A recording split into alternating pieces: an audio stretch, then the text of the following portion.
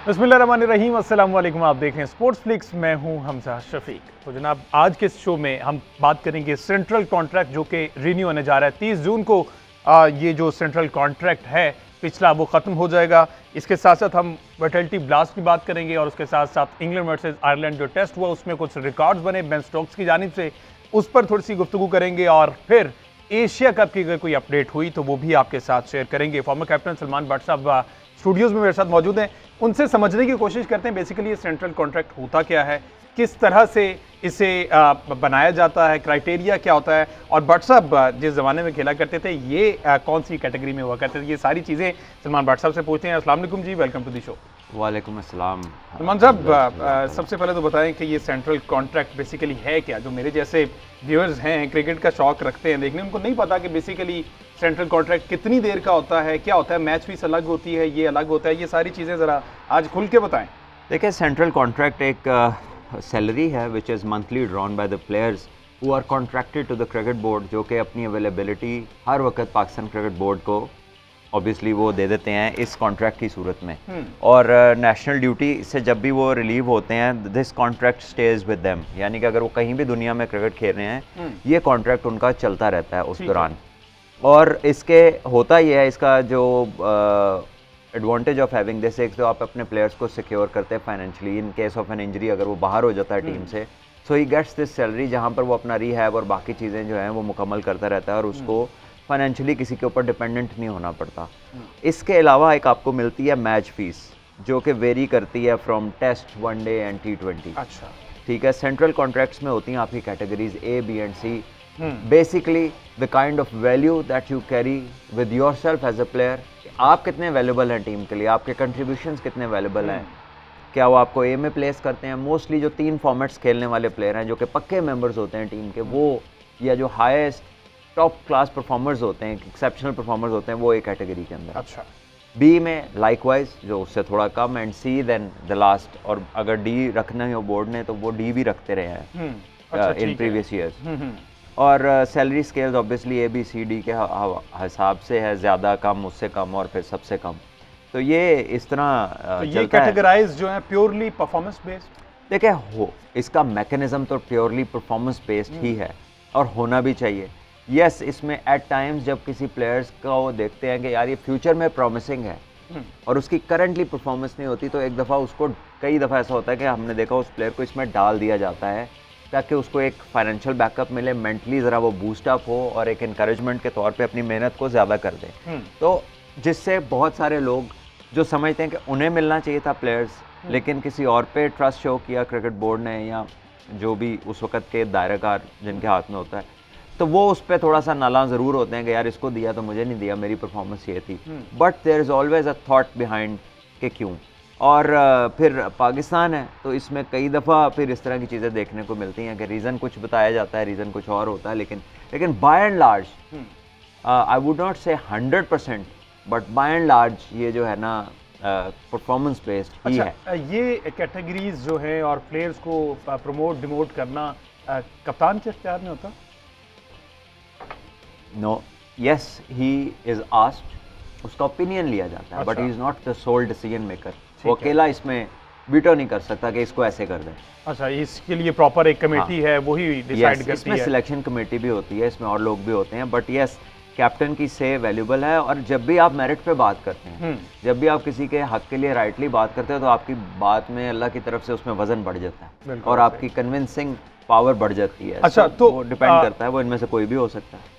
एक प्लेयर जो है सेंट्रल कॉन्ट्रैक्ट का हिस्सा नहीं है, लेकिन वो परफॉर्मेंस बेस्ड खेल जाता है, तो उसको सैलरी नहीं मिलेगी, जस्ट मैच फीस मिलेगी। हाँ, ये है कि वो फिर अगले सेंट्रल कॉन्ट्रैक्ट्स तक अगर वो he is with the team and doing really well, तो फिर वो ऑटोमेटिकली सेंट्रल कॉन्ट्रैक्ट का हिस्सा बन जाता है।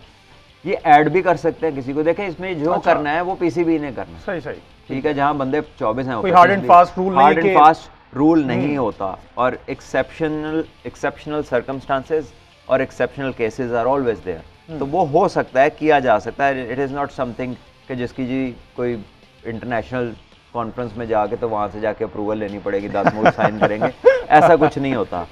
अच्छा जी, लास्ट ईयर एक नया इसे इंट्रोड्यूस करवाया गया था, रेड बॉल और वाइट बॉल के अलग अलग सेंट्रल कॉन्ट्रैक्ट्स हैं, अलग अलग कैटेगरीज बनाई गई हैं। ये जो एक बनाया गया था, ये हेल्पफुल रहा 1 साल के लिए आपने जहाँ तक देखा? देखिए, ये होता और होना इस तरह चाहिए कि top performers across the formats कुछ लोग खेलते हैं, वो ज़्यादा अवेलेबल होते हैं। इसका मतलब है वो अडेप्टेबल है, वो वनडे भी खेलता है, T20 भी खेलता है, टेस्ट भी खेलता है। तो आप उनकी वेटेज परफॉर्मेंस और उनकी ऑब्वियसली उनकी जो यूजफुलनेस है अक्रॉस फॉर्मेट्स, उसको देखकर आप वेटेज कैरी करते हैं as a player. White ball, red ball, अब वाइट बॉल बहुत ज़्यादा, रेड बॉल तो वैसे ही इतनी मिनिमम हो गई है। अगर आप खाली रेड बॉल की बेसिस के ऊपर क्या कॉन्ट्रैक्ट देंगे, साल में 1.5-2 महीने की क्रिकेट नहीं खेलते आप रेड बॉल से, अच्छा, जो कि आपको खेलनी चाहिए, जो कि आप नहीं खेलते। सो आई डोंट नो कि उससे कोई फ़ायदा होगा कि नहीं, लेकिन जो प्लेयर्स वेट के, अब बाबर आजम है, किसी को बताने की ज़रूरत नहीं है कि कौन से बॉल से खेल रहा है, वो एक कैटेगरी प्लेयर है, he is the best performer, so is Rizwan, so is Shaheen, ठीक है जी। तो ये 3 प्लेयर्स हैं, स्टैंड आउट करते हैं अपनी परफॉर्मेंसेस के साथ। अच्छा, पिछला साल जी। फखर जमान ने बहुत कंसिस्टेंट क्रिकेट खेली, वो स्टैंड आउट करते हैं। इसी तरह अगर आप बॉलर्स में चले जाएं, हारिस रऊफ है, उसकी रेड बॉल क्रिकेट अभी एक आध मैच खेला, वो इतनी है नहीं, तो ऑब्वियसली वो फिर 2 चीज़ें सिर्फ करते हैं, तो we will stand in the line of the B category, क्योंकि लेकिन कुछ खबरें ऐसी हैं कि शायद उन्हें ए में प्रमोट कर दिया जाए। देखिए, वो पॉसिबल है, मैं ये नहीं कह रहा कि हो नहीं सकता, हो सकता है, लेकिन मैं एक बात कर रहा हूँ क्योंकि अभी वो ज़्यादा टेस्ट साइड पे डेवलप नहीं हुए, बहुत ज़्यादा टेस्ट अक्रॉस फॉर्मेट्स नहीं गए अभी रेगुलर मेंबर के तौर पे, सो दैट स्टैंड्स इन अ वे। बहरहाल ये एक बोर्ड का, उस ईयर का जो थिंक टैंक है, उसके देखने का तरीका है कि वो किन चीज़ों के ऊपर प्रायोरिटीज सेट करता है अपनी। वो जब कॉन्ट्रैक्ट्स आएंगे तब हम उस पर डिस्कस कर सकते हैं कि ये जो इन्होंने बना दिया, इनकी प्रायोरिटी थी क्या। हाँ बिल्कुल। तो नसीम शाह के लिए भी खबरें हैं कि प्रमोट कर दिया जाएगा, ये डिजर्व करते हैं लाइक एक कैटेगरी? देखिए, अच्छी बात है, यंग हैं दोनों और बेहतरीन फास्ट बॉलिंग जो पाकिस्तान की अवेलेबल है उसमें से हैं ये लड़के, और अच्छे परफॉर्मर्स हैं। नसीम शाह ने तो काफ़ी टेस्ट मैचेस खेले भी हैं, वाइट बॉल में भी अच्छी परफॉर्मेंसेज हैं, तो हारिस हो, नसीम हो, बिल्कुल पॉसिबल है कि अच्छा, किया जा तो सकता। वैसे एक कैटेगरी में कितने होते हैं, ये कोई फिक्स होता है या मिनिमम नंबर होता है, ज़्यादा नहीं होता। ये लोग 4 मैक्सिमम 4 से 5 लोग होते हैं मैक्सिमम, कई दफ़ा 3 भी होते हैं। और आप किस कैटेगरी में स्टैंड किया करते थे? देखिए, मैंने तमाम में रहा हूँ, मैं सी में भी रहा हूँ, then I was promoted to B, then I was promoted to A. सही, ठीक है ना, तो थ्रू परफॉर्मेंसेस ऑब्वियसली। और मेरा ख्याल एक कैटेगरी जब मैं पाकिस्तान के लिए खेल रहा था ना, तब सीनियरिटी का एस्पेक्ट बहुत काउंट करता था, बहुत ज़्यादा सीनियरिटी का। बल्कि ये है कि पहले तो मैच फी में भी स्लैब सिस्टम था, यानी 35 वनडे पहले जो मैंने खेले हैं पाकिस्तान के लिए, मेरी पूरे मैच की फीस 35,000 रुपया थी। अच्छा, एक मैच की। अच्छा। तो अब तो और this does not make any sense, यानी कि एक ही मैच में अगर आप 200 मैच खेले हैं तो आप उस मैच में 0 पे आउट हो सकते हैं, और उसी मैच में मेरा पहला मैच है, मैं 100 कर सकता हूँ, तो मैं आपसे 10 गुना कम पैसे क्यों लूँ? बिल्कुल, ठीक है ना, तो that doesn't make any sense. तो ये फिर जनरल तकीर ज़ियाद साहब के दौर में ये सैलरीज को राइज मिला, उसके बाद इसको जो फ्लैट सबके लिए बढ़ाया गया वो नसीम अशरफ साहब के दौर में हुआ। ठीक है, and then from there it continued, और अब बढ़ता जा रहा है। तो आई थिंक इसमें मैच फीस जो हैं ऑब्वियसली वो भी कैटेगरी के हिसाब से भी बीच में रही हैं कि ए वाले की मैच फीस ज़्यादा होगी, बी की, लेकिन as far as I know कि आपके मैच इंसेंटिव्स होने चाहिए। मेरी अंडरस्टैंडिंग इसमें एक थोड़ी डिफरेंट है, मैं समझता हूँ कि आपकी जो मैच फीस है अक्रॉस द लाइन वो सेम होनी चाहिए। तो आप जो कंसिस्टेंट परफॉर्म कर रहे हैं उसकी कैटेगरीज बढ़ा दो, लेकिन then there are players who carry weight और वो दे माइट थिंक डिफरेंटली। तो बोर्ड भी देखता है कि अपने जो प्लेयर्स राजी रखने हैं वो कौन से हैं, फिर उनकी थॉट्स। अच्छा जी, अब अगर जमान खान, साइम अयूब, एहसानुल्लाह, ये जो नए प्लेयर्स ऐड हुए हैं, इनको सेंट्रल कॉन्ट्रैक्ट का हिस्सा बनाना चाहिए, आप समझते हैं?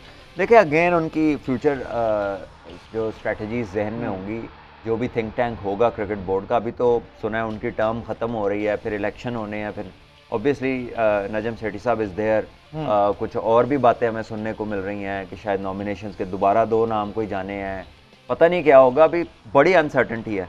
तो कौन लोग इसको बनाएंगे, कौन लोग, और उनकी सोच क्या होगी? क्या उनकी सोच होगी कि ये बनाओ और निकलो, या उनकी सोच होगी डाउन द लाइन के अगले 5 साल तक वो पाकिस्तान क्रिकेट को, एक बहुत बड़ा और इम्पोर्टेंट क्वेश्चन तो पाकिस्तान में राइज ही नहीं ना होता कि जब कोई बंदा क्रिकेट के या किसी भी गेम को या स्ट्रक्चर को प्लान करने के लिए आता है, तो पहली बात तो ये होनी चाहिए कि 5 साल का प्लान तो दें जी, क्या है आपके पास? बिल्कुल। अच्छा, हमने सेंट्रल कॉन्ट्रैक्ट रिन्यू हुआ इंडियन प्लेयर्स का, उस टाइम हमने देखा कि BCCI ने मेन और विमेन इन दोनों का मैच इंसेंटिव जो है, मैच फीस सेम कर दी।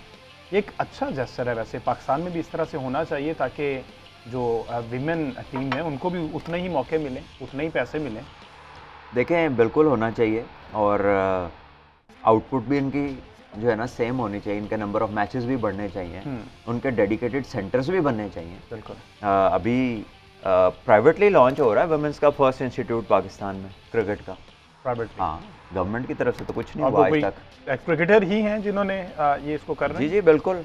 अच्छा, प्राइवेटली लॉन्च हो रहा है। और पीसीबी अभी तक इस पर सीरियस नहीं है? नहीं, पीसीबी आई डोंट नो वो कितने सीरियस हैं, क्योंकि अगर आप सीरियस हों तो फिर कुछ नज़र भी तो आना चाहिए ना उस बारे में। ये तो नहीं है कि आप हर तरफ उनको इक्वल राइट्स तो देना चाह रहे हैं, और जब आप एनसीए में ट्रेनिंग की बारी आती है तो उनके 2 घंटे होते हैं। उनका डेडिकेटेड सेंटर क्यों नहीं है, उनकी डेडिकेटेड फैसिलिटी क्यों नहीं है? What is stopping you from doing that? एक तरफ तो आप कह रहे हैं बड़ी अच्छी बात है, फीस भी होनी चाहिए, उनको तैयारी भी तो सेम दें ना, ताकि वो जब उस लेवल पे कम्पीट कर रही हैं तो उनके पास इक्वल मौके तो हो ऐसी तैयारी करने के कि जहाँ से फिर जिस प्लेटफॉर्म को बेस बना के वो इंटरनेशनली रिकग्निशन हासिल कर। फैसिलिटेट उन्हें किया नहीं जाता, लेकिन एक्सपेक्टेशंस करना चाहिए, कर रहे हैं। हाँ, कर रहे हैं, लेकिन वो जिस स्पीड अप जितना होना चाहिए ना वो नहीं है। ठीक है, सेंट्रल कॉन्ट्रैक्ट पे जी बात कर ली है। इसमें लेट्स सी जी 30 जून तक ये पिछला चलेगा, और उसके बाद कप्तान बाबर आजम से कुछ मशवरे करके अगला तैयार किया जाएगा। और जिस तरह से भट्ट साहब ने अभी बताया कि शायद मैनेजमेंट जो है वो चेंज होने जा रही है। आगे निकलते हैं जी। इंग्लैंड वर्सेस आयरलैंड जो मैच हुआ है उसमें बेन स्टोक्स ने एक नया रिकॉर्ड बनाया। ना उन्होंने बैटिंग की, ना बॉलिंग की, ना कीपिंग की, और मैच जीत गए। इस तरह से कोई रिकॉर्ड बनाया, आपके ख्याल में कुछ ऐसा पहले रिकॉर्ड था कोई? कैसा मतलब? बेन स्टोक्स कप्तान थे? कप्तान थे, ना उन्होंने बॉलिंग की, ना उन्होंने कीपिंग की। चले ठीक है, कीपिंग की, और तो ना, है ही नहीं। ना बैटिंग की। चले वो बैटर है, कीपिंग भी तो करता पॉसिबल है ना, वो हाँ। 6वें नंबर पे बैटिंग करते हैं, ऊपर वाले नहीं आउट हुए होंगे तो बैटिंग नहीं आई, बॉलिंग भी नहीं। बॉलिंग में जो उनके फ्रंट लाइन बॉलर्स हैं वो खुद ऑलराउंडर हैं, वो आउट कर गए होंगे तो उनकी बॉलिंग नहीं आई। ठीक तो है, इसमें तो क्या इससे ये रिकॉर्ड ज्यादा तो मुझे ये बता रहा है, इस मैच की जो स्टोरी है वो ये बता रही है कि ऑपोजिशन निहायत माठा मैच के लिए 172 पे ऑल आउट हो गई। हाँ, तो ये तो उन्होंने ऐसा कमाल किया है कि उनके पूरे बंदों की भी जरूरत नहीं पड़ी। हो जाता है क्रिकेट में कभी ऐसा। रिकॉर्ड बुक में जनाब कुछ भी हो, अगर तो वो किसी चीज से हटके है तो वो उसको शामिल कर लिया जाता है। तो तारीख रकम कर दी है ESPN और ये बाकी जो हैं इस तरह से बड़े बड़े नाम क्रिकेट के हवाले से, वो तो इसे रिकॉर्ड ही कह रहे हैं। बाकी आपने जिस तरह से अच्छे तरीके से एक्सप्लेन कर दिया। देखिए जी, आजकल तो हर चीज़ ही रिकॉर्ड है, हर चीज़ ही स्टैट है। ये तो जब पुराने वक्तों में पता नहीं कई डाटाज होंगे जो होंगे ही नहीं पास, पता नहीं कैसे कैसे वाक़यात पहले भी हुए होंगे। बहरहाल अब क्योंकि हर चीज़ नोटिस होती है, पुरानी चीज़ें जो हुई होती हैं उनका नया नाम बदल के उसको मॉडर्न शक्ल दे दी जाती है, तो लोग उसको फिर आजकल के नाम से पहचानना शुरू कर देते हैं। लेकिन क्रिकेट की फील्ड में बहुत सारी हैपनिंग ऐसी है जो सदियों से ऐसे ही होती आ रही है। अच्छा जी, भट्ट साहब आपको इंडिया में बड़ा सुना जाता है, आपके जो कमेंट्स होते हैं क्रिकेट पर बड़ा एडमायर किया जाता है, और उस पर कोशिश की जाती है कि इम्प्लीमेंट भी किया जाए। एशिया कप के हवाले से कोई मैसेज दें इंडिया को कि भाई पाकिस्तान जो है पूरी दुनिया आ चुकी है, क्योंकि अभी तक नहीं एग्री कर रहा इंडिया ना हाइब्रिड मॉडल पे ना पाकिस्तान आने पे। देखिए, हाइब्रिड मॉडल पे तो मेरी समझ से बाहर है कि उनको क्या प्रॉब्लम है, क्योंकि वो बड़ा एक मुनासिब बात है पाकिस्तान की तरफ से। देखिए, अगर आप एडमेंट हैं इस बात पे, आपने तहिया कर लिया कि गवर्नमेंट नहीं आने दे रही, गवर्नमेंट नहीं आने दे रही, हालात हमारे आपके ठीक नहीं है, यहाँ तक बात ठीक है कि हमारे आपके, लेकिन ये कहना कि वहाँ पर हमें सिक्योरिटी का मसला है, पाकिस्तान में सिक्योरिटी का कोई मसला नहीं है। अल्हम्दुलिल्लाह पाकिस्तान में बेहतरीन सीरीज़ हुई हैं, सारी PSL हुई है, न्यूजीलैंड आया है, इंग्लैंड आया, ऑस्ट्रेलिया आया, टेस्ट सीरीज़, वनडे, सब कुछ हुआ है, कोई प्रॉब्लम नहीं है। आपको प्रॉब्लम है, पोलिटिसाइज्ड प्रॉब्लम है, that is a different thing. In that case even hybrid model में कोई एतराज़ होना नहीं चाहिए। इससे एक जो राइट्स हैं पाकिस्तान के, कल को आज एशिया कप है, कल को चैंपियंस ट्रॉफी है, तो इंडिया तो पार्ट ऑफ एवरीथिंग है। तो सिर्फ एक मुल्क के लिए जो हमेशा वो चीज़ जो है वो चेंज होगी, दैट इज़ नॉट फेयर। इन मैं ये नहीं कहता इन ऑल फेयरनेस, क्योंकि ऑल फेयरनेस तो होती ही नहीं है, इन सम फेयरनेस इवन पाकिस्तान का ये हक है कि कुछ मैचेस यहाँ पर हों। तो इवन नजम सेठी साहब ने तो ये तक कह दिया कि एक मैच करवा दें, 4 मैचेस पाकिस्तान में। हमें छोड़े, इंडिया के अपने न्यूज़ चैनल कह रहे हैं कि हाइब्रिड मॉडल में कोई मसला नहीं है। उनके अपने जो बड़े मशहूर क्रिकेट पे ऊपर करते हैं वो विक्रांत गुप्ता, उन्होंने कहा है कि हाइब्रिड मॉडल में कोई ऐसा सच मजायका नहीं है अगर इंडिया वो कबूल कर भी ले। और उन्होंने तो ये भी कहा है कि चैंपियंस ट्रॉफी के लिए अगर इंडिया नहीं जाता तो फिर इंडिया के लिए मसले मसाइल होंगे ICC की जानिब, तो उसको टैकल कर लेगा इंडिया। पैसे के जोर पे? देखिए, जहन तो उनका यही है ना कि फाइनेंशियल मसल और फाइनेंशियल मॉडल और रेवेन्यू जनरेशन, क्योंकि इंडिया से बहुत ज़्यादा लिंक्ड है, तो जो मर्जी कर लो, ठीक है। उसमें फिर प्रिंसिपल्स नहीं नजर आते, आपको कोई नजर नहीं आ रहा। लॉजिक, प्रिंसिपल्स, फेयरनेस, असूल की बात, ये चीज़ें फिर ये गैर ज़रूरी समझी जाती हैं। मेरा ख्याल है ये एक अच्छी एग्जाम्पल सेटिंग नहीं है। Even with them being leader of the contingent in Asia cup में उनके चेयरमैन हैं, या आईसीसी में अगर उनके चेयरमैन होते हैं, that example setting is not good, क्योंकि हालात हमेशा एक जैसे नहीं रहते। लोग ऊपर आते हैं, लोग नीचे जाते हैं, चीज़ें फ्लक्चुएट करती हैं। देन दूसरों के लिए उसी, फिर आप कल को प्रिंसिपल्स मांगेंगे, तो I think you should do it in principle. ठीक है जी, जिस तरह से सलमान साहब ने कहा कि चीज़ें फ्लक्चुएट करती हैं, अच्छी एग्जाम्पल को बीसीसीआई सेट नहीं कर रहा, इस मामले को इतना लंबा खींच के। पाकिस्तान डिजर्व करता है, पूरी टीम पाकिस्तान आके खेल चुकी हैं, बड़े बड़े नाम पाकिस्तान आके खेल चुके हैं, इंडिया को क्या मसला है, ये सवाल उनके लिए छोड़े जाते हैं। आज के शो से इतना।